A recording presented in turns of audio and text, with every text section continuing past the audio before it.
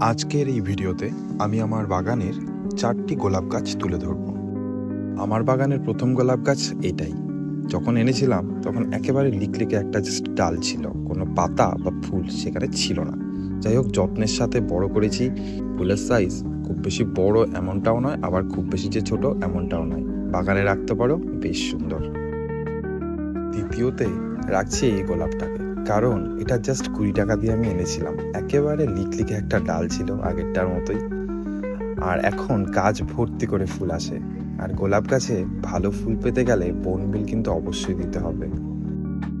তৃতীয় নম্বরে রাখছি এই গোলাপটা। বেশ পছন্দের এটা আমার, অনেকটা বড় সাইজের নয়নতারার মতো। এই ডাবল পেটালের হয়, এটাকে বলে রোজ গালিকা। এটা জাস্ট কিছুদিন আগে এনেছি, মেবি এটা 7 দিন আগে আনা হয়েছে।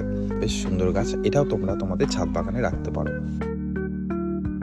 গুগল করে এই রোজ আইডিটা পেয়েছি আমি, এটাকে বলে ডাবল পিঙ্ক নকআউট।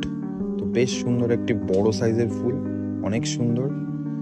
আর এটাও জাস্ট আমি 5 থেকে 7 দিন আগে এনেছি, এনে জাস্ট পটিং করেছি। বেশ সুন্দর গাছ, এটাও তোমরা তোমাদের ছাদ বাগানে রাখতে পারো।